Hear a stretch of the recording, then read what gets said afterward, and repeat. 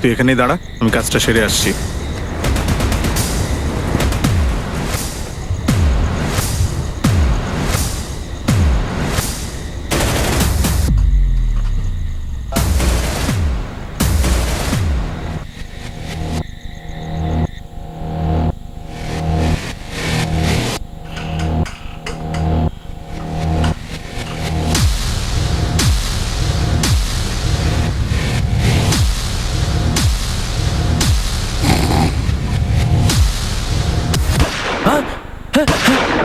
কে কে কে কে কে কে কে এই আওয়াজটা কিসে? মা মা মা মা কে কে কে ওখানে?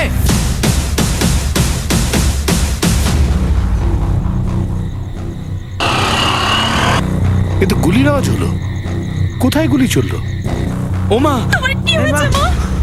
ওখানে জানলা দিয়ে কেউ গুলি চালিয়েছে। আমিও তো আওয়াজটা শুনলাম কিন্তু বুঝতে পারলাম না। মা ওঠো, মা, ও মা, কবিতা, মা মা, কবিতা, বাবা মা নিঃশ্বাস নিচ্ছে না। কবিতা ওঠো, মা বাবা মা নিঃশ্বাস নিচ্ছে না। কবিতা, মা। হরজিৎ, অ্যাম্বুলেন্সে ফোন করো তাড়াতাড়ি। আরে আগে পুলিশকে ফোন করতে হবে। আরে আগে হসপিটালে তো নিয়ে চলো, তারপরে না হয় পুলিশকে জানানো যাবে। আপনারা সব এখানেই থাকবেন। সাবধানে। ডাক্তারবাবু, সরি, আমরা কিচ্ছু করতে পারবো না। ওনাকে এখানে আনার সাথে সাথেই উনি মারা গেছেন। ডাক্তার ডাক্তার ডাক্তার, বাবা বাবা বাবা বাবা।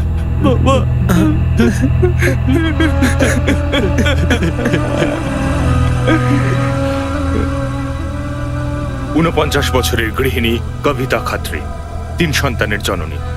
রাতের অন্ধকারে গুলিতে ঝাঁঝরা করে দেওয়া হয়। খুনের মোডাস অপারেন্ডি দেখে বোঝা যায় যে খুনিরা শুধুমাত্র এই উদ্দেশ্যেই এসেছিল। মধ্যবয়স্কা এই মহিলাকে কেউ এইভাবে খুন কেন করতে চাইবে? এই প্রশ্নের জবাব কোনো জটিল অঙ্কের থেকে কম ছিল না।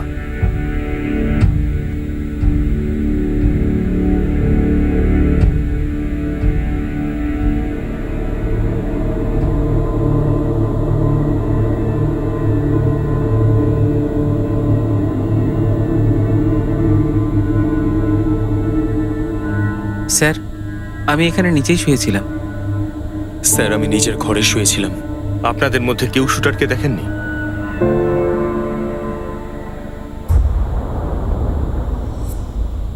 আমি উঠে পড়েছিলাম। আমি দেখেছিলাম যে কেউ জানলা থেকে গুলি চালিয়েছিল। আপনি কি চিনতে পেরেছিলেন? আগে না, মুখটা ভালো করে দেখতে পাইনি। বাইরের দিকে দৌড়ে গেলাম। আশেপাশে লোকজন জেগে গিয়েছিলেন, বাইরে বেরিয়ে এলেন, কিন্তু ততক্ষণে ও পালিয়ে গেছে। আমি আর আমার স্বামী জগদীশ এই ঘরেই শুয়েছিলাম। হঠাৎ করে গুলির শব্দ পেলাম। আওয়াজ শুনে আমরা দুজন উঠলাম আর বাইরের ঘরে গেলাম। আর অনিতা, তুমি? আমি পাশের ঘরে শুয়েছিলাম। যখন তোমরা বাইরে গিয়েছিলে তখন খুনি বাইরে দাঁড়িয়েছিল, ফায়ার করছিল। আমি তো কিছু দেখিনি, আর আমিও কিছু দেখিনি। গুলির আওয়াজ শুনে আমরা সবাই তাড়াতাড়ি বাড়ির বাইরে এলাম। আমরা যখন এখানে পৌঁছলাম দেখলাম রঘুবাবু গুলি চালানোর লোকটাকে খুঁজছে। আপনারা কেউ এখান থেকে কাউকে পালাতে দেখেননি? স্যার, আমরা যখন এখানে আসছি তার মধ্যে ও পালিয়ে গেছে। একটা কথা বলুন, উনি কি সবসময় ওই বিছানাতেই শুতেন? হ্যাঁ স্যার। তাহলে তো এটা পরিষ্কার যে বা যারা ওনাকে খুন করতে এসেছিল তারা আগে থেকেই জানতো যে জানলার পাশের এই বিছানাটাতেই উনি শুতেন।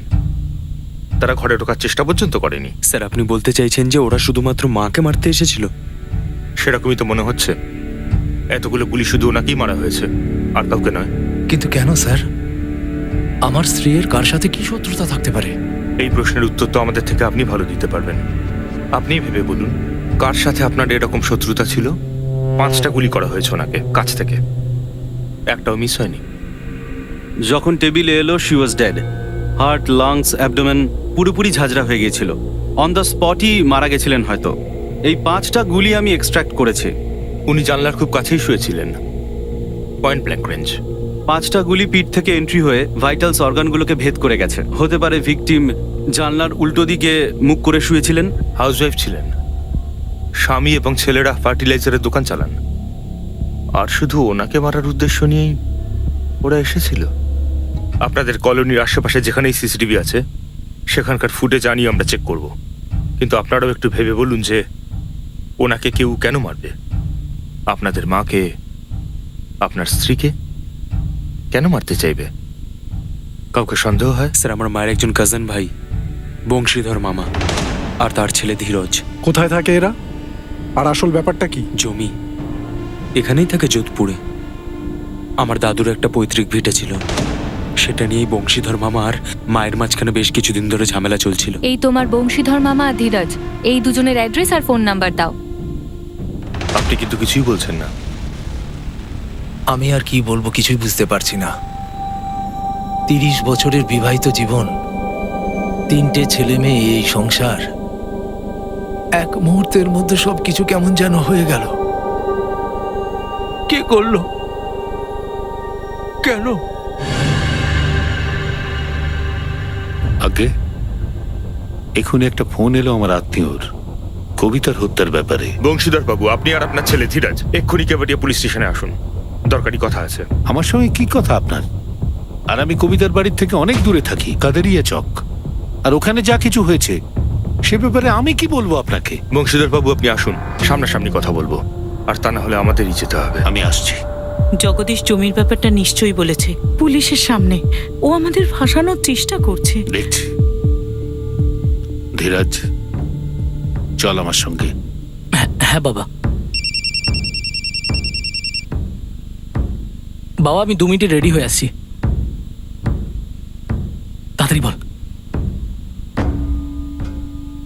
কিছু না, তুই টেনশন করিস না, আমি সামলে নেব।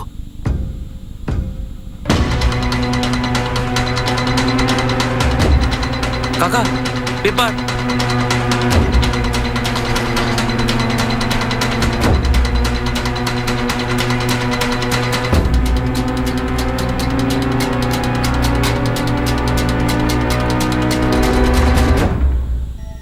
বাবা, মা কিছুতেই মানছিল না, এর জন্যই মামা সুপারি টুপারি দিয়েছিল। সবকিছু মামাই করিয়েছে। শুধু জমির জন্য দাদা মামা এরকম করবেন? তাছাড়া আর কি হতে পারে? কে করতে পারে এরকম?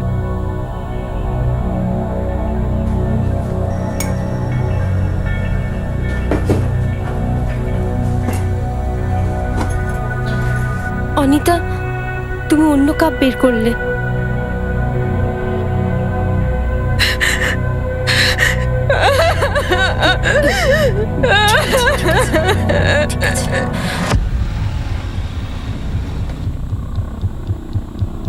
ঠিক আছে, সালাম স্যার। আপনার ফাইল খোলার সঙ্গে সঙ্গে একটা দারুণ খবর আছে। সাবাস গুরু, বল। 2জন পেশাদার শুটার এখানে যোধপুরে পরশুদিন এসেছিল, এখন হাওয়া হয়ে গেছে। দিলীপ পালিওয়াল, গোবিন্দ শেখাওয়াত। জয়পুরে ওদের হিস্ট্রি আছে। এখানে যোধপুরে ঘন্টাঘরের পাশে একটা লজে 2 দিনের জন্য ওরা ছিল। আজ সকালেই চেক আউট করেছে। তো কবিতা মার্ডারের সাথে কোনো যোগাযোগ, কোনো প্রমাণ? স্যার, যোধপুরে এদের 2জনের থাকাটাই সব থেকে বড় প্রমাণ। এখানে যোধপুরে এরা ঘুরতে এসেছিল বলে তো মনে হয় না। গুরু, খোঁজ লাগা এরা কোথায় দেখি এবার। কি এই দুজনই যারা গুলি চালিয়েছিল? যদি এরাই হয়, নিঃসন্দেহে এদের দিয়ে কেউ গুলি চালিয়েছিল।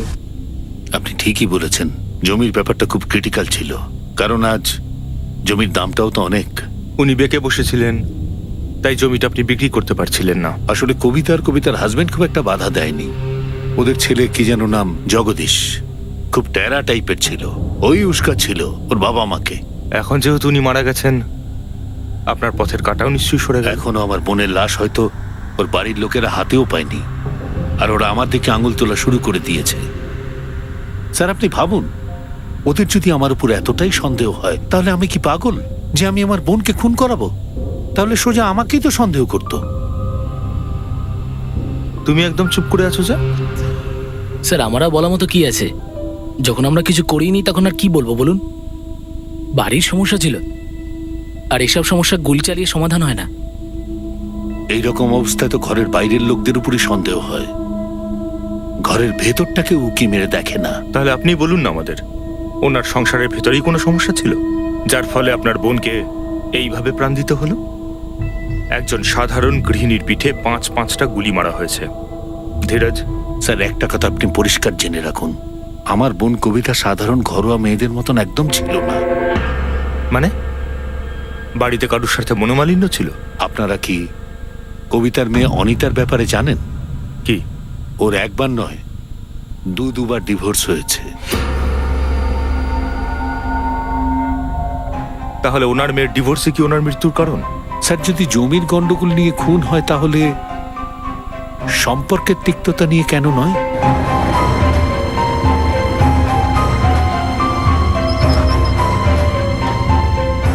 এই দুজন দিলীপ আর গোবিন্দ 100% তো বলতে পারছি না, এরাই যুক্ত এই ঘটনায়। অনিল সুপারিটাকে দিয়েছিল?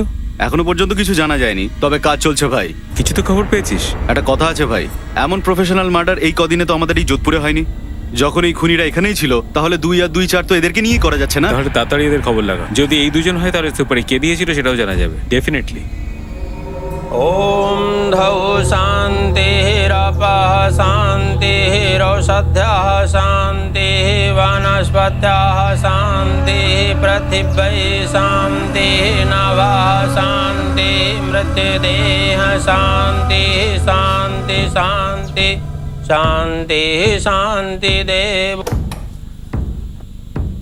এখনকার মতন তো ব্যাপারটা মিটলো, কিন্তু সেটা কতক্ষণ? কিন্তু তুমি আমার কথা বিশ্বাস করছো না কেন?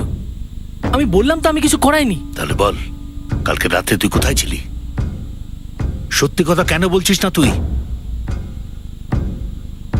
বাবা, আমি সত্যিই কিছু করিনি। আর যদি তুই করেও থাকিস না, তাহলে আশা করব যে কোনো প্রমাণ রেখে সেটা তুই করিসনি। আর শোনো, ওরা যদি পুলিশের সামনে মুখ খোলে তাহলে ওদের যা শাস্তি হবে তাহলে ওদের কিচ্ছু যায় আসবে না। কিন্তু নিজের কথা ভাবো যে তোমার কি হবে। বলো হরি হরি বল, বলো হরি হরি বল, বলো হরি হরি বল, বলো হরি হরি বল, বলো হরি হরি বল, বলো হরি হরি বল, বলো হরি হরি বল, বলো হরি হরি বল, বলো হরি হরি বল। অনিতার ডিভোর্স ওর নিজস্ব ব্যাপার, তার সাথে আমার শাশুড়ির মৃত্যুর কি সম্পর্ক? শিখা, তুমি বলতে পারবে ওই শুটার কে ছিল? আমি কি করে জানবো? আমার প্রশ্নের উত্তর তুমি প্রশ্নে দিও না। আমি যা প্রশ্ন করছি তার সঠিক উত্তর দাও, নয়তো অনিতার সাথে কথা বলতে দাও। আচ্ছা অনিতা, তোমার 2বার ডিভোর্স হয়েছে, ঠিক বলছি তো আমি? কেন বলা উচিত অনিতার ডিভোর্সের ব্যাপারে? এর মধ্যে বলার মতো কি আছে? আর লুকোবাড়ি বা কি আছে? স্যার, আমরা কিচ্ছু লুকোইনি।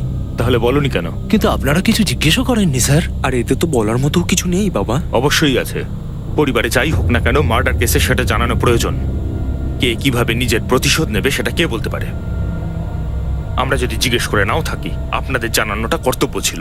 অনিতার প্রথম বিয়েটা হয়েছিল 2012-তে বিজয় রাঠোরের সাথে। ডিভোর্স হয়ে যায় 2014-তে। তারপরে ওর দ্বিতীয় বিয়ে দিয়েছিলাম 2015-তে ঈশ্বর শনির সাথে। গত বছর ডিভোর্স হয় 2017-য়। আর দুবার ডিভোর্সের কারণ কি ছিল? ওর প্রথম স্বামী বিজয় রাথোর মাতাল হয়ে গেছিল, খালি মারতো ওকে। আর দ্বিতীয় স্বামী ঈশ্বর শনি? ও তো বিজয়ের থেকেও খারাপ একটা ছেলে ছিল স্যার। আমি আর কিছু করবো না। বড় আদরে মানুষ করেছে আমি আমার মেয়েকে। জন্তু জানোয়ারের থেকেও খারাপ ব্যবহার হয়েছে ওর সাথে। যখন সহ্য করতে পারলো না তখন আমাকে বলেছিল। স্যার, আপনার কি বিজয় আর ঈশ্বরের বিরুদ্ধে কিছু পেয়েছেন? ওরা কি আক্রমণ করেছিল আমার মায়ের ওপর? সেরকম কোনো কারণ ছিল ওদের তোমার মায়ের উপর হামলা করানোর? ডিভোর্সে তারা সন্তুষ্ট ছিল না? আচ্ছা, এই ডিভোর্স নেওয়ার সিদ্ধান্ত কার ছিল? কি ব্যাপার, আপনারা দুজনেই চুপ কেন? অনিতা, তুই ওই বাড়িতে আজ যাবি না, আমরা ডিভোর্স চাইবো। কথা বলবো বিজয় আর ওর পরিবারের সাথে। কথা দিতে হবে কোনোদিন ওর গায়ে হাত তুলবে না।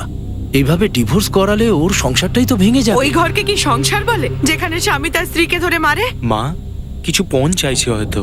হয়তো খুশি নয় বিয়েতে, ওরা যা চাইছে সেটা দিয়ে দেবো, তাহলে সব ঠিক হয়ে যাবে। আমি কথা বলবো বিজয়ের সাথে। বিজয়ের যদি কোনো চাহিদা ছিল তাহলে সাহস করে চাওয়া উচিত ছিল। এটা কি কোনো উপায় হলো নাকি? আর যদি শুধু পণের কথা হতো তাহলে অনিতা এতদিনে আমাদের কিছু বলতো।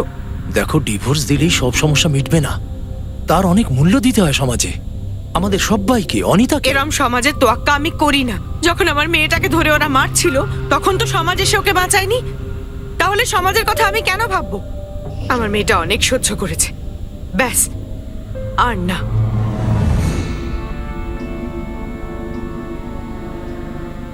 মা, এবার তুমি বলবে যে ঈশ্বরের সাথে ডিভোর্স নিতে। তুই দেখতে পাচ্ছিস না কি অবস্থা করেছে তোর বোনের হাতের? তারপরেও তুই চাস ওই জানোয়ারের কাছে ফিরে যাগো? শিখা, যদি তোকে এরকম করে আমার ছেলেটা মারতো তুই সহ্য করে নিতিস? সহ্য করতাম না মা, এটা অন্যায়। কবিতা, অনেক কষ্ট করে অনিতার দ্বিতীয় বিয়েটা দিয়েছি। তাহলে আমরা আরো কষ্ট করব আর তৃতীয় বিয়ে দিয়ে দেবো।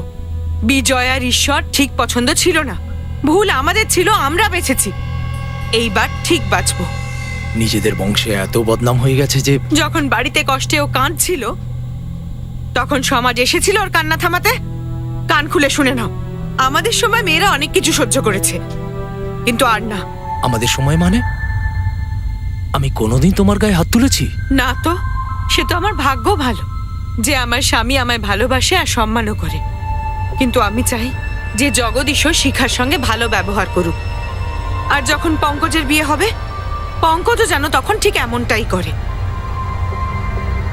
আর অনিতার তৃতীয় স্বামীও যেন ঠিক তেমনটাই হয়। 2 বার ডিভোর্স হয়ে গেছে এমন মেয়ের এই শহরে একটা ভালো বর পাওয়া কঠিন শুধু নয়, অসম্ভব। যতদিন না অনিতার জন্য তৃতীয় উপযুক্ত পাত্র পাওয়া যাচ্ছে ততদিন অনিতা এখানেই থাকবে।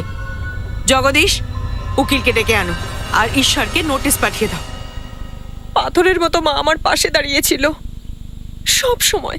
অনিতাই, বিজয় আর ঈশ্বর দুজনেই ডিভোর্সের জন্য স্বইচ্ছায় রাজি হয়েছিল?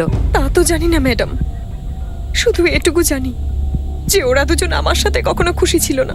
তার মানে আপনার স্ত্রীর মনোবল বেশ মজবুত ছিল। বাড়ির ভিত ছিল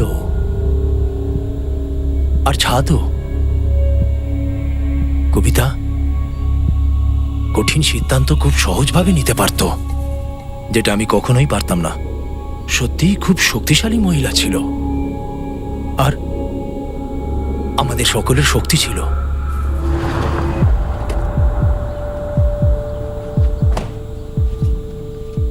এটা কি বিজয় রাঠোরের বাড়ি? আগে আমি মা বিজয়ের, কি দরকার বলুন? আপনি কি জানেন ওনার এক্স ওয়াইফের মা মানে কবিতা খাত্রি, ওনার মার্ডার হয়ে গেছে? হ্যাঁ আমি জানি, আমাকে বলেছে। আমি এই ব্যাপারে বিজয়ের সাথে একটু কথা বলতে চাই। কোথায় আছে ও? আপনি কার সাথে কথা বলবেন? তার মানে? আমার ছেলে 2 বছর হলো মারা গেছে।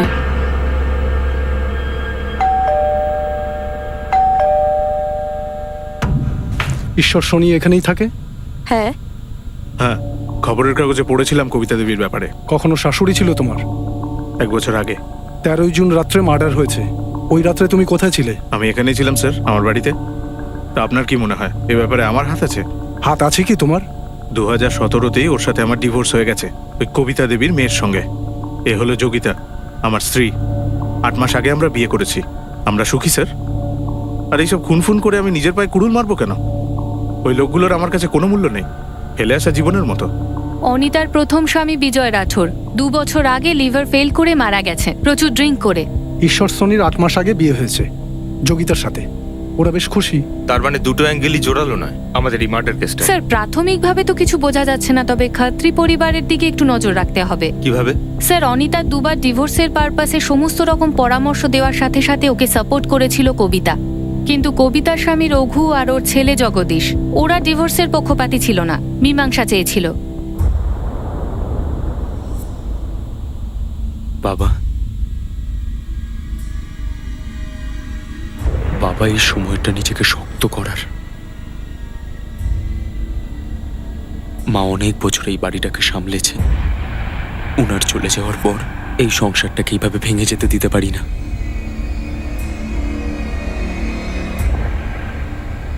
তুমি কি ইনসাইড জবের কথা বলতে চাইছো?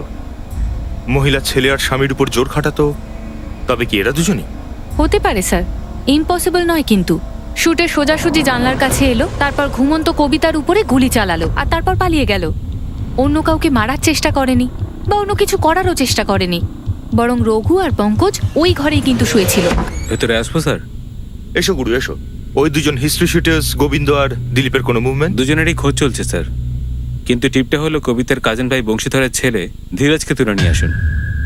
13 তারিখ রাতে ধীরজ বাড়িতে ছিল না, সকাল সকাল ফিরেছিল। তাহলে ও কোথায় ছিল? সে তো আপনারা জিজ্ঞেস করবেন, কিন্তু খবর পাক্কা ধীরজ টেনশনে ছিল, ওর বাবাও টেনশনে ঘুরছিল। আপনাদের কাছে কি প্রমাণ আছে যে 13 জুন রাতে আমি বাড়ি ছিলাম না? অনেকগুলো আছে, আর তাদের মধ্যে একটা হলো নরেন্দ্র শুক্লা, তোমাদের প্রতিবেশী, যে 14 জুন সকালবেলা তোমাকে বাড়ি ফিরতে দেখেছে। তো তার মানে এই হলো যে আমি আমার পিসি কবিতাকে খুন করতে গিয়েছিলাম আর সেখান থেকে ফিরছিলাম? না, তুমি খুন করনি। তুমি এদের দুজনকে দিয়ে করিয়েছো। দিলীপ পালিওয়াল গোবিন্দ শেখাবত। আমি ওদেরকে চিনি না। পেশাদার খুনি এরা। দেখুন স্যার, আমি এদেরকে দিয়ে আমার পিসিকে খুন করাইনি। 13 জুন সারা রাতে কোথায় ছিলে তুমি? আমি পিসির বাড়িতে ছিলাম না। আমি সত্যি বলছি, দিব্যি খেয়ে বলছি, আমি ওখানে ছিলাম না। দেখো ধীরজ, 13 জুনের রাত্রের এক একটা সেকেন্ডের হিসাব নেবো আমি, আর যদি প্রয়োজন পড়ে না তাহলে স্ট্রিক্ট হব। ঠিক আছে স্যার, আপনারা মারুন আমাকে, কিন্তু আমি কিচ্ছু বলবো না। তোমার বোধহয় ধারণা নেই পুলিশ কিভাবে সত্যিটা বার করে, তাই না? আছে স্যার, ধারণা আছে, কিন্তু আমার একটা ব্যক্তিগত কারণ আছে, সেজন্য আমি বলতে পারবো না সেদিন রাতে কোথায় ছিলাম। আমরা ধীরাজ গুপ্তের উপর চাপ বাড়াতেই শুরু করেছিলাম। ঠিক সেই মুহূর্তেই অনিতা আর ঈশ্বর সোনি ডিভোর্সের এমন একটা দিক আমাদের সামনে এলো, যেটা এই কেসটাকে নতুন একটা মোড়ে এনে দাঁড় করালো। আর যার ফলে বিজয় রাঠোরের সাথে হওয়া প্রথম ডিভোর্সও র্যাডারে এলো। এবং এটা বলাই বাহুল্য, অনিতা এসব আমাদের কিছুই জানায়নি। আসলে সে তার পরিবারের লোকজনদেরও আঁধারে রেখেছিল। স্যার, অনিতার দুজন এক্স হাজব্যান্ড বিজয় রাঠোর আর ঈশ্বর সোনি, এদের বাড়ির বাইরে খোঁচর লাগিয়ে দিয়েছি। আর স্যার, আমাদের খোঁচররা একটা অবাক করা খবর দিয়েছে। কি ধরনের খবর? স্যার, অনিতার প্রথম স্বামী বিজয় রাঠোর, ও প্রচুর ড্রিঙ্ক করতো, এটা তো আমরা জানি, কিন্তু অনিতার গায়ে হাত তুলতো না। আর ঈশ্বর? একজন প্রতিবেশী এরকম পাওয়া যায়নি যে নাকি বলেছে ঈশ্বর অনিতার গায়ে হাত তুলতো। অনিতাকে মারতে পারে এরকম লোক ঈশ্বর নয়। তার উপরে আর একটা ব্যাপার, ঈশ্বরের দ্বিতীয় স্ত্রী যোগিতা, ও কিন্তু ঈশ্বরের সাথে বেশ সুখী। ও, তার মানে হলো খত্রী পরিবার অনিতার সম্বন্ধে আমাদের মিথ্যে বলেছে, বা হতে পারে অনিতা তার পরিবারের লোকজনদের মিথ্যে বলেছে। স্যার, আমি একজন সিনিয়র অফিসারের সাথে কথা বলতে চাই। তুমি কে আর কি ব্যাপার? ম্যাম, আমার নাম শ্রুতি, আর আমি শুনেছি আপনারা ধীরাজকে অ্যারেস্ট করেছেন। কি বলার আছে তোমার? স্যার, ম্যাম, ধীরাজ আপনাদের কখনো সত্যি বলবে না। কোন সত্যিটা? যে সে তার পিসি কবিতা ক্ষেত্রীর মার্ডার করিয়েছে? না স্যার, এইটা সত্যি না। সত্যিটা এটা যে 13 জুনের রাতে আমার মা বাবা বাড়িতে ছিল না, আর ধীরাজ আমার বয়ফ্রেন্ড। তো বুঝতে পারছেন তো আপনারা। স্যার, কোনোভাবেই যেন আমার বাবা মা জানতে না পারে 13 তারিখ রাতে আমি শ্রুতিদের বাড়িতে ছিলাম। স্যার, আমরা দুজনই আলাদা আলাদা কাস্টের, আর আমরা একে অপরকে খুব ভালোবাসি। আর যদি এই কথাটা ওরা জানতে পারে তাহলে আমাদের একেবারে মেরে ফেলবে। স্যার, আমি চাইছিলাম না যে শ্রুতির নামটা সামনে আসুক, সেই জন্যই আমি মুখ খুলছিলাম না স্যার। স্যার, আমরা সত্যি বলছি। ধীরাজ, আমরা না বলা অবধি তুমি যোধপুরের বাইরে পা রাখবে না।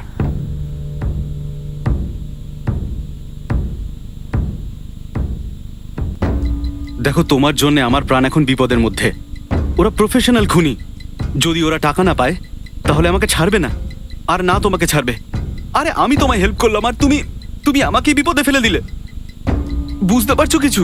বাহ, কবিতা দেবীর মার্ডার হওয়ার পর এই প্রথম কেউ এটা প্রশ্ন করার প্রয়োজন মনে করলো। আর অনিতা আমার স্বামীর নামে নোংরা এবং ভিত্তিহীন অভিযোগ করেছিল, কিন্তু আমার খুব ভাগ্য ভালো যিনি আমার হাজবেন্ড। আর আমি খুশি এই জন্য যে আপনি দোষারোপ করছেন না, বরং প্রশ্ন করছেন। এবার তাহলে বলুন সত্যিটা কি? সত্যিটা তো এটাই যে স্যার, যে অনিতা মিথ্যে কথা বলতো। বেল্ট দিয়ে তো দূরের কথা, কখনো ওকে থাপ্পড়ও মারিনি, কখনো ওর গায়ে হাতই তুলিনি। তাহলে পরে অনিতা নিজের মাকে মিথ্যে বলতো কেন? সেটা তো স্যার আপনি ওকেই জিজ্ঞেস করুন। আদরের মেয়ে ছিল স্যার, ও যা বলতো ওর মা সত্যি মেনে নিত। এটা একদম মিথ্যা কথা যে বিজয় মদ খেয়ে অনিতাকে মারধর করত। এরকম কখনোই ঘটেনি। তাহলে অনিতা আর ওর মা যখন বিজয়ের ওপরে মারধরের দোষারোপ করলো, তখন বিজয় চুপ করে রইলো কেন? দেখুন, বিজয় মদ খেত, এটা সবাই জানতো। তাহলে একজন মাতালের ওপর ভরসা কেন করবে? তার উপর বিজয় নিজের সাফাইয়ে যদি কিছু বলতো, তাহলে মারধর, পণ নেওয়া কিছু একটা কেস ঠুকে দিত অনিতা ওর বিরুদ্ধে। তাহলে তো আমাদের বিপদ আরো বেড়ে যেত না? 99% কেসে কি হয় স্যার, মেয়েটা যেই ছেলেটার উপর মারধরের অভিযোগ করে, ছেলেটা ভেতরে চলে যায়। আপনি তো জানেন নিশ্চয়ই, আপনারাই করেন। আর আমার জেল যাওয়ার কোনো ইচ্ছে নেই। তার উপরে আবার আমি অবাক হয়েছিলাম যে অনিতা আমাকে নিয়ে এরকম অভিযোগ করতে পারে, সেই জন্যই চুপচাপ ডাইভোর্স দিয়ে দিয়েছিলাম। অনিতা, এটা কি সত্যি কথা? অনিতা, মা তোর জন্য এত লড়াই করেছে, সব সময় তোর পাশে ছিল, আর তুই মাকে মিথ্যা বলেছিলি কেন? অনিতা, এটা কোনো শোনা কথা নয়। আমরা অনেক খোঁজ খবর নিয়ে দেখেছি যে না তো বিজয় রাঠোর তোমাকে টর্চার করতো, আর না তো ঈশ্বর সোনি। তাহলে আসল ঘটনাটা কি? আর তোর মা তোর এই মিথ্যেটাকে ধরতে পারলো না কি করে? অনিতা, তুমি এই সমস্ত নাটক, সমস্ত মিথ্যে কি রতন সিসোদিয়ার জন্য বলেছো? এই চ্যাট আর মেসেজেস, তোমার আর রতন সিসোদিয়ার মধ্যে কথাবার্তা হয়েছে। আর অনিতা মেসেজগুলো দেখে মনে হচ্ছে তোমার সাথে ওর অনেক দিনের পরিচয়। আমরা সবাই চিনি রতনকে, আমাদের এরিয়াতেই থাকে। নমস্কার, ওয়েলকাম, সুস্বাগতম। পধারো মারা দেশ। যোধপুরের মতো এমন অসাধারণ শহরে আপনাদের সবাইকে আমি স্বাগত জানাচ্ছি। আমি রতন সিসোদিয়া, আজকের জন্য আপনাদের গাইড। আমি কথা দিচ্ছি আজকের দিনে না তো আমি না এই শহর কেউ আপনাদেরকে নিরাশ করবে না। তো আজকের জন্য আমাদের সর্বপ্রথম স্টপ হলো যোধপুরের ঘন্টাঘর। সেখান থেকে আমরা বিখ্যাত মেহেরনগড় ফোর্টে যাব। এটি যোধপুরের অন্যতম প্রাচীন ঐতিহ্য। এখন 11:30 বাজে, 1টা পর্যন্ত আমরা এখানেই থাকবো। তবে এই অসাধারণ জায়গাটা ভালোভাবে দেখার জন্য পুরো 2 দিন সময় লাগে। অনিতা, উত্তর দে। কবের থেকে অ্যাফেয়ার চলছে তোর এই রতনের সাথে? হ্যাঁ বল। কোনো ব্যাপার না, আমাদের টিম গেছে ওকে আনতে। দুঘা পড়লি সব সত্যি সামনে এসে যাবে। না না স্যার, আপনারা প্লিজ ওকে মারবেন না। আর আমাদের কোনো অ্যাফেয়ার নয়, ভালোবাসি আমি ওকে, সত্যিকারের ভালোবাসা, অনেক বছরের ভালোবাসা। তোমার প্রথম বিয়ের আগে থেকেই? তাহলে এই বিজয় আর ঈশ্বরের ব্যাপারটা আমাদের চোখে ধুলো দেওয়ার জন্য বলেছিলি তুই? হ্যাঁ, তোর মা এই সমস্ত কথা জানতো? একদম না বাবা, তোমরা সবাই লাভ ম্যারেজের বিরুদ্ধে ছিলে। আমি আমার মনের কথা কখনো কাউকে বলতেই পারিনি। তোর মা একা সবার সাথে লড়াই করে গেছে। জানি বাবা, কিন্তু তাও আমি কখনো কিছু বলতে পারিনি। আর তাছাড়াও তুমি তো নিজেই বলতে যে কখনো আমার পছন্দের ছেলে বাঁচতে পারবো না। আরে বললো বলে তুই সেটা করে বসবি? দুটো মানুষের উপর মিথ্যে অভিযোগ। অনিতা, ঘটনাটা এরকম নয় তো যে কবিতা দেবী তোমাদের ব্যাপারটা জানতে পারে আর রতনের সাথে হাত মিলিয়েই তুমি? না না স্যার, এসব আপনি কি বলছেন? রতন তো নিজেই 1 মাস পরে বাবার দাদার সাথে আমাদের বিয়ের ব্যাপারে কথা বলতো। 8 বছরের পুরনো সম্পর্ক আমাদের। আমি ওকে বিয়ে করতে চাইতাম আর আমরা সবাইকে বলতে চলেছিলাম তার স্যার। আগেই কবিতা দেবী সব জানতে পেরে যান, আর উনি কাউকে কিছু বলে ফেলার আগেই তুমি ওনাকে চুপ করিয়ে দিলে। অনিতা, সত্যি বল। আমি সত্যি কিচ্ছু করিনি। আর যদি রতন এসব করিয়ে থাকে তাহলে আমি ওর মুখ কোনোদিনও দেখবো না। এবার রতনের ওপর অপবাদ দিচ্ছিস, এর আগে বিজয় আর ঈশ্বরের ওপর দিয়েছিস। হ্যাঁ, ওদের দুজনের জীবনটা নষ্ট, এদিকে আমরা সবাই কষ্ট পাচ্ছি, তার উপর মিথ্যে বলছিস। ভয় পেয়ে আমি ওদের উপর মিথ্যে বদনাম দিয়েছিলাম ঠিকই, কিন্তু এটাও সত্যি কথা বাবা, আমি আর রতন মাকে মারিনি। স্যার, আমি গরিব পরিবারের ছেলে, অনেক কষ্ট করে আমি টুরিস্ট গাইড হয়েছি স্যার। আপনাদের কেন মনে হচ্ছে যে অনিতার মাকে খুন করে আমি ওকে বিয়ে করতে পারবো? হতে পারে সেটাই বড় সমস্যা। সমস্যা কেন হবে স্যার? উনি তো সবসময় অনিতার সাইড নিতেন, সমস্যা দূর করতেন, এমনকি সাপোর্ট করতেন লাভ আমাদের। ম্যারেজ হলে করতেন না, আর সেটা যদি বলাই যেত তাহলে প্রথম বিয়ের আগেই অনিতা তার মাকে বলতো। স্যার, অনিতা 2বার ডিভোর্স হয়ে গেছে। এখন আমি ওর মার কাছে গিয়ে ওর হাত চাইতেই যাচ্ছিলাম। তুই সব জানতিস যে অনিতা নিজের স্বামীদের সম্বন্ধে যা যা বলছিল সবটাই মিথ্যে বলছিল? স্যার, সে বিষয়ে আমার ধারণা ছিল, কিন্তু আমি আর অনিতা একে অপরকে ভালোবাসি। তাহলে ও ওখানে নিজের স্বামীর সাথে সুখী কি করে হতো? স্যার, ওর মাকে খুন করে আমি ওর সঙ্গে কি করে সুখী থাকতে পারবো? স্যার, অনিতা আর রতনের গত মাসের মুভমেন্ট বের করেছি। কোনো গ্যাংয়ের লোকের সাথে দেখা করার কোনো গল্পই নেই। দিলীপ পালিওয়াল আর গোবিন্দ শেখাওয়াতের কোনো খবর? সমস্ত পুলিশ স্টেশনকে অ্যালার্ট করা হয়েছে, তাও কোনো খবর পাচ্ছি না। আমার লোকেরা সমস্ত হিস্ট্রি স্টুডেন্টদের মাথা খাচ্ছে, কোথাও থেকে কিছু জানা যাচ্ছে না। পেশাদার যখন, কাউকে তো টাকা দেওয়া হয়েছে কবিতাকে মারার জন্য। কবিতার স্বামী রঘু আর ছেলে জগদীশ, এদের বিপক্ষেও সেরকম কোনো প্রমাণ নেই, যদিও আমার নজর ওদের দিকেই। এরাই আবার কোনো গেম খেলছে না তো? মাঝে কোনো রেফারি আছে এই গেমে যার সাহায্যে এরা দুজন পেশাদার খুনি গোবিন্দ আর দিলীপের কন্ট্যাক্টে এসেছে? কেননা স্যারজি, ইন্টারনেটে খুঁজলে কোনো পেশাদার খুনিকে তো আর পাওয়া যাবে না। আর হয়তো মাঝের ওই রেফারিটার জন্যই আপনি এই বাপ বেটার বিরুদ্ধে কিছু খুঁজে পাচ্ছেন না। গুরু, এদের ফার্টিলাইজারের দোকান, তুই একটা আলাদা টিম নিয়ে যা। এদের যত বন্ধু হোক শত্রু হোক সবাইকে খোঁজ, কিছু না কিছু আমাদের হাতে আসবেই।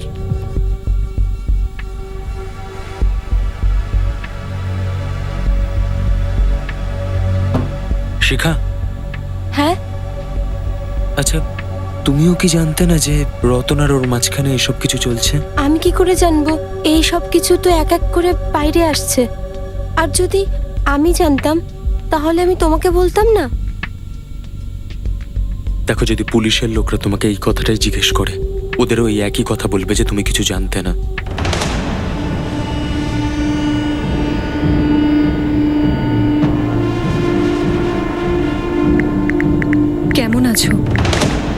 পুলিশ মেরেছে তোমায়?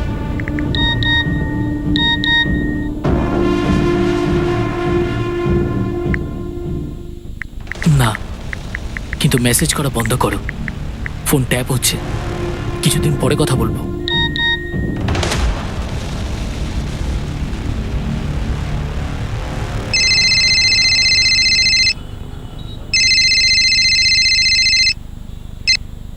হ্যালো, আমি যোধপুর পুলিশ স্টেশন থেকে কথা বলছি।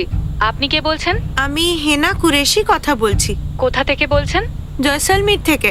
রতন সিসোদিয়াকে চেনেন? হ্যাঁ চিনি তো ম্যাডাম, টুরিস্ট গাইডও। কি হয়েছে ম্যাডাম? জয়সলমীরে সবাই চেনে ওকে? না আসলে তাহলে আপনি কি করে চেনেন? ম্যাডাম, আমার এখানে বাইক রেন্টে দেওয়ার দোকান আছে, আর রতন টুরিস্ট গাইড, তো অনেক টুরিস্ট নিয়ে আসে এখানে বাইক রেন্টে নেওয়ার জন্য। কিন্তু আপনি কেন জানতে চাইছেন? রতনের সাথে আপনার অনেক কথা হয় ফোনে। ও ম্যাডাম, কি বলতে চাইছেন আপনি? হ্যাঁ, আমার এখানে 1 ডজন বাইক রয়েছে, আর আমার শহরের আর্ট এফেক্টের এয়ার কন্ডিশন দোকান আছে। আমরা কোনো আলতু ফালতু লোক নই যে যা ইচ্ছে ফোন করে প্রশ্ন করবেন আপনি। এখানে যোধপুরে একটা মার্ডার হয়েছে, আর এই ব্যাপারে রতনের সম্পর্কে আমাদের খবরাখবর নিতে হচ্ছে। দেখুন ম্যাডাম, আমি এটুকুনি জানি ও টুরিস্ট গাইড। বাকি যা যা জানার আছে অন্য কারোর থেকে জেনে নিন। অনেক কাজ আছে, রাখছি।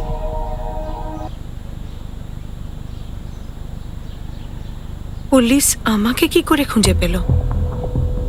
রতনের ফোন রেকর্ডে এমন কিছু পাওয়া যায়নি যেটা মার্ডারের সাথে রিলেটেড। অনিতারও না। অনিতা আর রতনের চ্যাট রেকর্ড থেকেও কিছু পাইনি স্যার। ওই ছেলেটা ধীরাজ আর ওর বাবা বংশীধর? কিছু না? কিছু না স্যার। কবিতা হচ্ছে কারোর সাথে কোনো ব্যক্তিগত শত্রুতা, আশেপাশের কোনো প্রতিবেশীর সাথে? একদম না স্যার।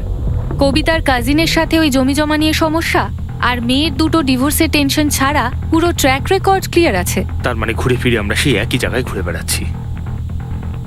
এই কেসে আমরা কোনো লিড পাচ্ছি না কেন?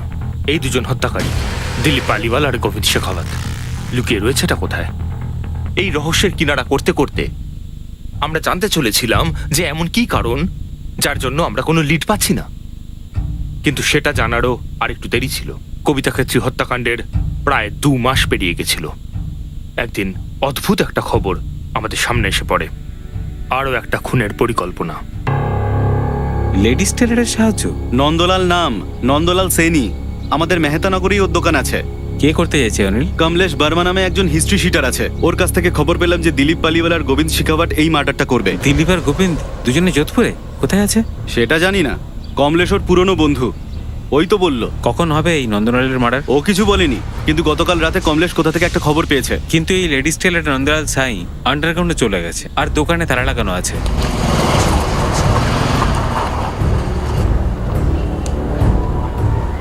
ফোনটাও বন্ধ, আর তাছাড়া পাড়ার লোকেরা কেউ জানে না যে নন্দলাল কোথায় গেছে। তোর আগেই তাহলে নন্দলাল জানতে পেরে গেছিল যে দিলীপ আর গোবিন্দ আসছে ওর কাছে। কিন্তু এরা দুজন লেডিস টেলারকে কেন মারবে?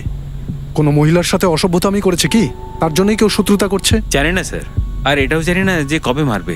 যদি এই প্ল্যানটা হয়ে থাকে তাহলে এই দুজন, দিলীপ আর গোবিন্দ, হয় যোধপুর চলে এসেছে নয়তো ওরা আসবে। ছড়িয়ে পড়ো সবাই, কোনা কোনা খুঁজে দেখো। যেভাবেই হোক দিলীপ আর গোবিন্দকে আমার চাই।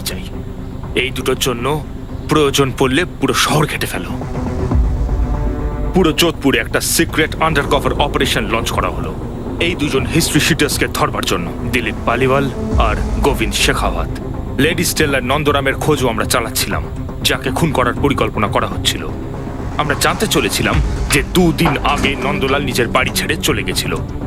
এখন প্রশ্নটা হলো, সে এমন কি জেনে ফেলেছিল, বা সে এমন কি করে ফেলেছিল যে দুজন প্রফেশনাল শুটার্স তাকে টার্গেট করেছিল, নাকি কেউ তার সুপারি দিয়েছিল? এবার আমরা নন্দলালের ব্যাপারে একটা চমকে দেওয়ার মতো খবর পেলাম। স্যার, ইনফরমেশন পেয়েছি যে নন্দলাল গ্যাংস্টারদের সাথে কন্ট্যাক্ট রাখতো। আর পেশাগতভাবে লেডিস টেলার? Yes sir. ওই দিলীপ পালিওয়াল আর গোবিন্দ শেখাওয়াত এদের দুজনের টাচেই ছিল। আর এখন এই দুজনই যাকে টপকাতে চাইছে, আমাদের বোকা বানাচ্ছে না তো? স্যার, দিলীপ আর গোবিন্দের পুরনো বন্ধু কমলেশ বর্মা অনেক কিছু জানে এই দিলীপ আর গোবিন্দর ব্যাপারে। উমেদ ভবন রোডে একটা গেস্ট হাউসে লুকিয়ে আছে।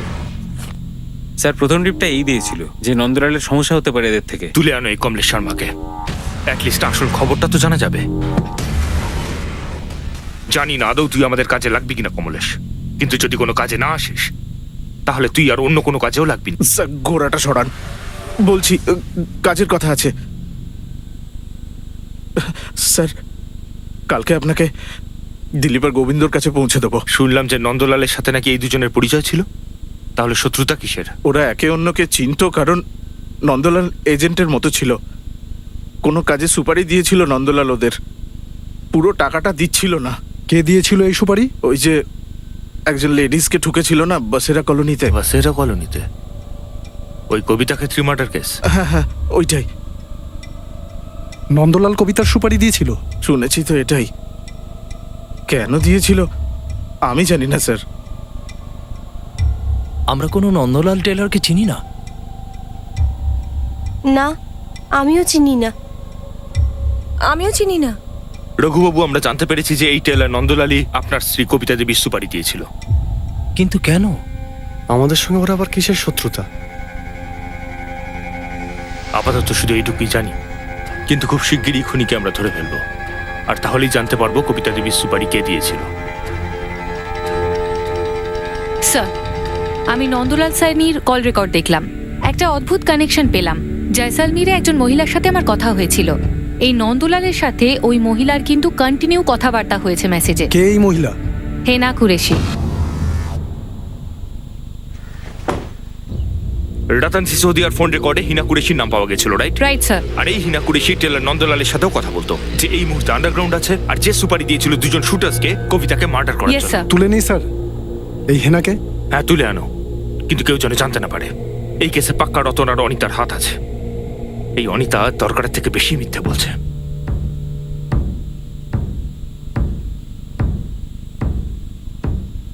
মা তোমাকে কখনো কিছু বলেছিল এই নন্দলাল টেলরের কথা? না, আমাকে তো কখনো কিছু বলেনি। তাহলে এমন কি শত্রুতা থাকতে পারে ওর মায়ের সাথে? আমার তো কিছু উল্টোপাল্টা মনে হচ্ছে বাবা। কোনো দর্জি কেন মাকে খুন করাবে? কিছু বুঝতে পারছি না।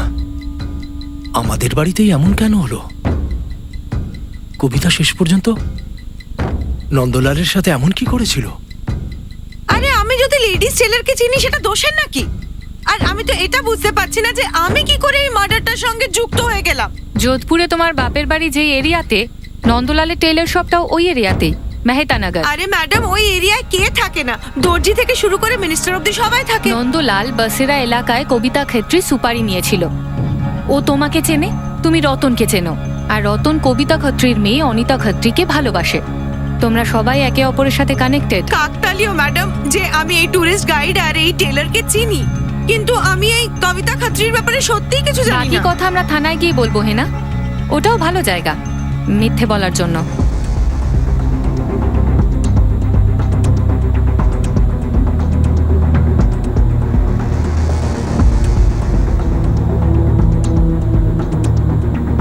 হিস্ট্রি শিটার কমলেশ বর্মা আমাদের গোবিন্দ শেখাওয়াত আর দিলীপ পালিওয়ালের এক্সাক্ট লোকেশন জানিয়েছিল। কোনো সময় নষ্ট না করে আমরা তাদের তুলে আনি। যা। এই কেসের সমস্ত খেলোয়াড় এখন আমাদের হাতে। এবার এই কেসের সত্যিটা সামনে আসতে চলেছিল, যা অপ্রত্যাশিত। চল লেডিস টেলার, এবার আসল কথাটা বল।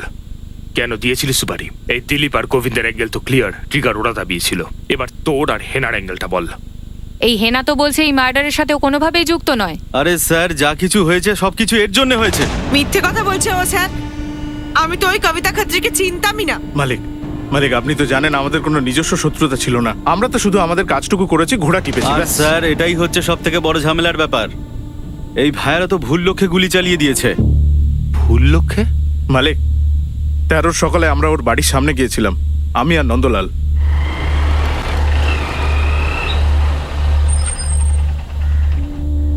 একেই বলে ভাগ্য। বাড়ি দেখাতে নিয়ে এসেছি, শিকার সামনে দেখতে পাচ্ছি।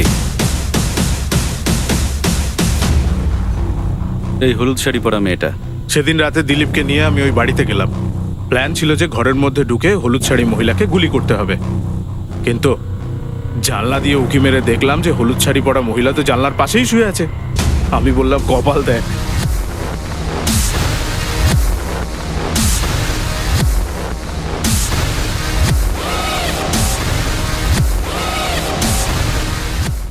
স্যার সেম শাড়ি ছিল, সেম। এখন আমি কি করে জানবো যে বাড়িতে দুটো মহিলা একই শাড়ি পরে? তার উপরে নন্দলাল সুপারি টাকাও দিচ্ছিল না। এই দেখো, আরে ভাই আমি কোথা থেকে দেবো টাকা? এই হিনামায় টাকা দিচ্ছিল কোথায়? আমি কেন দেবো টাকা পয়সা?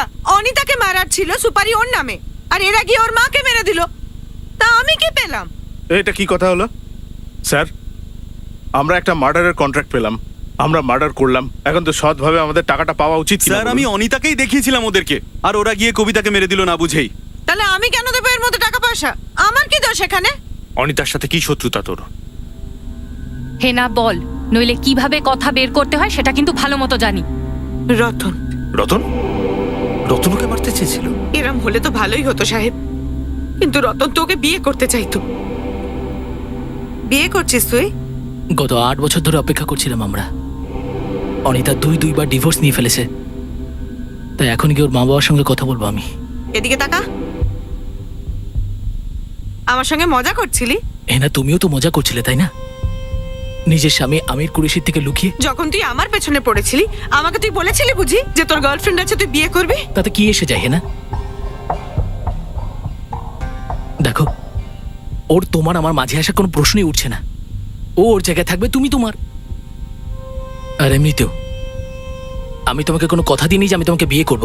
রতন, আমি তোকে সব কথা বলেছিলাম, এক একটা কথা, যে আমার বিয়ে হয়ে গেছে, আগে কি কি করেছি সবকিছু তুই বলেছিলি। তোমাকে বলে দিলে কি হতো? তুমি বিবাহিত, তোমার সংসার আছে, আর টাইম পাসের জন্য আমি আছি, সে তো পরেও থাকবো। তাহলে কেন তুমি বৌদের মতো আচরণ করছো বলো তো? বাদ দাও না। আর এমনিতেও আমি আসল জীবনে অনিতাকে ভালোবাসি, আর তোমার আসল জীবন হলো আমির। আমরা দুজন একে অপরের জন্য শুধু টাইম পাস মাত্র। ছবি দেখা তোর আসল জীবনের।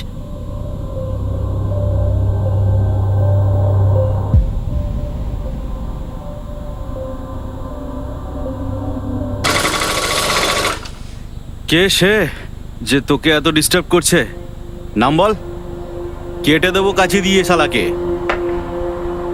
শালা নয়, শালি নন্দলাল ভাই। জীবনটা শেষ করে দিয়েছে আমার একেবারে। করতে কি হবে? সামনে থেকে সরাবো না পুরো রাস্তা থেকে? পুরো রাস্তা থেকে নন্দলাল ভাই। ও রতনের জীবন থেকে সরে গেলে না, রতন আমার হয়ে যাবে, আমি সবকিছু পেয়ে যাব। আর ও থাকে কোথায়? বসেরা কলোনি, কোঠি নাম্বার 147। দেখ বোন, করাতে পারবো ফুল মার্ডার, কিন্তু টাকা একটু বেশি লাগবে। কত? 3 লাখের কথা হয়েছিল, 50,000 অ্যাডভান্স দিয়ে দিয়েছি। আর কেন দেবো টাকা পয়সা আমি? আর অনিতা তো বেঁচেই আছে, আমার তো 50,000-এর লস চলছে, তাহলে ওই টাকাটা ফেরত দে। আরে হিনা, ওরা আমাকে মেরে ফেলতো, সেই জন্য বারে বারে টাকা চাইছিলাম তোর কাছ থেকে। আমি এত কিছু জানি না, ভুল টার্গেটকে মারার টাকা আমি কেন দেব? দেখো, তোমার জন্য আমার প্রাণ এখন বিপদের মধ্যে।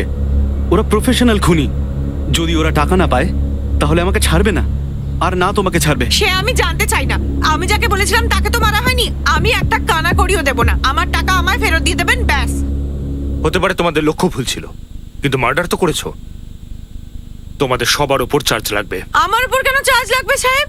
হ্যাঁ, আমি যার মার্ডারে সুপারি দিয়েছিলাম তাকে তো মারাই হয়নি, তাহলে আমার উপর কিসের চার্জ? তুই কোনো সুপার মার্কেটে আসিসনি যে ভুল করে জিনিস নিয়ে গেছিস আবার সেটা ফেরত দিতে আরে এসেছিস। ম্যাডাম, আমি যাকে বলেছিলাম সে তো খুন হয়নি, তাহলে আমি মাল নিইনি, তাহলে কি ফেরাবো? হাওয়া। ভুল করে অনিতাকে আইডেন্টিফাই করেছিল, কিন্তু সেই রাতে একই শাড়ি পরেছিল অনিতা আর কবিতা দেবী। গত দীপাবলিতে আমি দুজনের জন্যই হলুদ শাড়ি কিনেছিলাম, একই রকম। অনিতা আর কবিতা কোনোদিনই এটা ভাবেনি যে দুজনে একই দিনে একই শাড়ি পরবে, যার কারণে সে বেঁচে যাবে যাকে ওরা মারতে এসেছিল, অন্যজন মারা যাবে। ভুলটা হয়েছে শুধু একটা হলুদ শাড়ির জন্য। অনিতা এটা জানার পর শকে চলে গেছিল যে সেই ছিল আসল টার্গেট, কিন্তু তার পরিবর্তে মারা গেল তার মা। রতন গুণাখরেও জানতে পারেনি যে ক্যাজুয়াল একটা শারীরিক সম্পর্ক এরকম একটা রূপ নিতে পারে। আর হিনা তার আর অনিতার বিয়ে আটকানোর জন্য অনিতাকে মার্ডার করার ছক কষতে পারে। এই কেসটা একটা রিমাইন্ডার আমাদের সবার জন্য যে অপরাধ করার আসল শিকার হয় শেষমেশ সেই অপরাধী। Crime never page. আবার দেখা হবে নতুন একটা কেস নিয়ে। ক্রাইম পেট্রোল সতর্ক। জয় Hind. For more updates, subscribe to our channel, click the show links and enjoy watching the videos.